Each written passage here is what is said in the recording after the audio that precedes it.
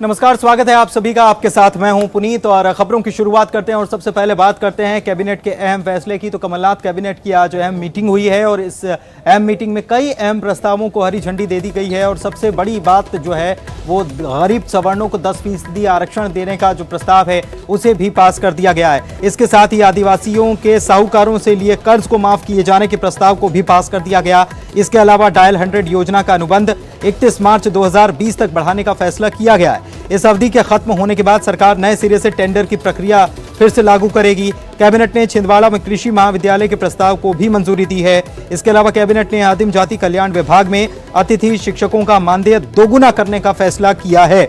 इसके साथ साथ सेफ सिटी कार्यक्रम का विस्तार करते हुए इसे भोपाल के अलावा अब इंदौर, ग्वालियर, जबलपुर, छिंदवाड़ा, छतरपुर में लागू किया जाएगा। कैबिनेट ने मेडिकल शिक्षकों को यूजीसी गाइडलाइन के मुताबिक 7वें वेतनमान का लाभ दिए जाने को भी मंजूरी दे दी है। ये बड़ी खबर, ये बड़ा फैसला है कि कैबिनेट ने मेडिकल शिक्षकों को यूजीसी गाइडलाइन के मुताबिक 7वें वेतनमान का लाभ दिए जाने को भी मंजूरी दे दी है। सरकार पर दबाव बनाने की कोशिश ये लोग कर रहे थे और 2 घंटे तक इन्होंने काम बंद करने की बात कही थी। अब ये कैबिनेट में ये फैसला हो चुका है। उपचुनाव को देखते हुए कैबिनेट ने झाबुआ और अलीराजपुर में आदिवासी इलाकों में स्व सहायता समूह को 25-25 हजार रुपए दिए जाने के प्रस्ताव को भी मंजूरी दी है। तो उपचुनाव का भी ध्यान रखा गया।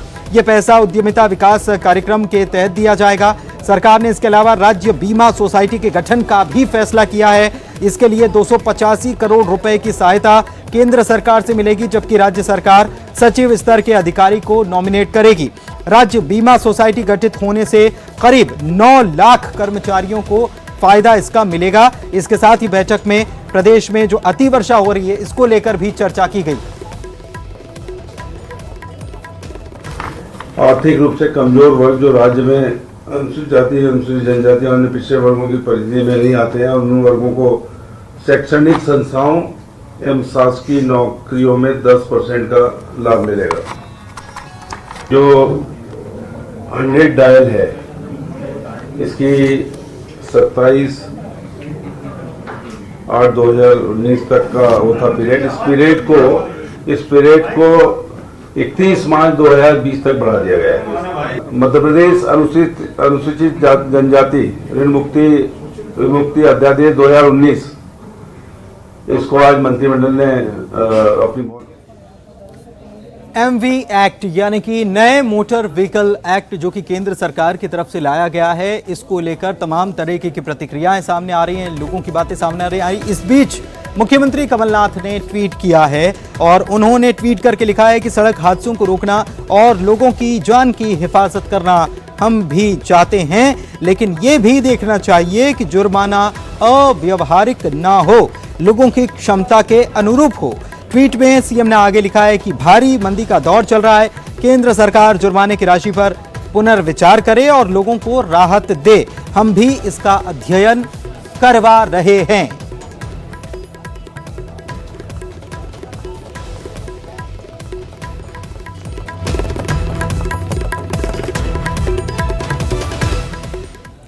और इधर ग्वालियर पहुंचे केंद्रीय मंत्री जनरल वीके सिंह ने भी मोटर व्हीकल एक्ट के ऊपर प्रतिक्रिया दी है।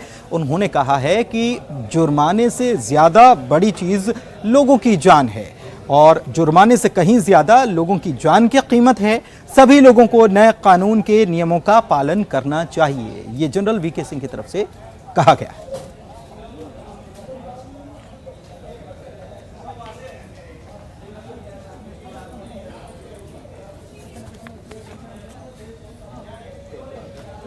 और चलिए बात कर लेते हैं अब कांग्रेस की बैठक की। दिल्ली में बड़ी बैठक हुई है कांग्रेस की और इसमें सोनिया गांधी ने बैठक को संबोधित करते हुए कई बड़ी बातें कही हैं।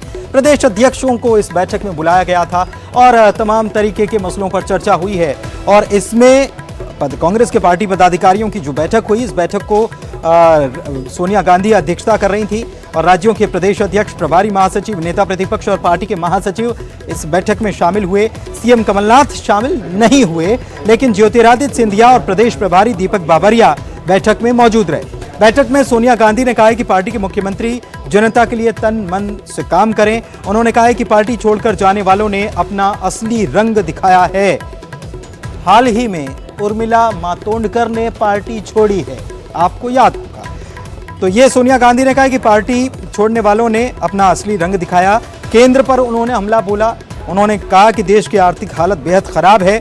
कल कांग्रेस शासित राज्यों के मुख्यमंत्रियों की बैठक होनी है और इस बैठक में सोनिया गांधी राज्य सरकारों के कामकाज पर चर्चा कर सकती हैं।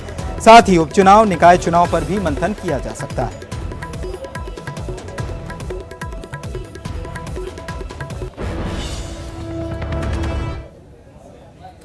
तो देश में आर्थिक मंदी का दौर चल रहा है और इस बीच एक बार फिर से ये मांग उठने लगी है कि पेट्रोल और डीजल को जीएसटी में शामिल किया जाए।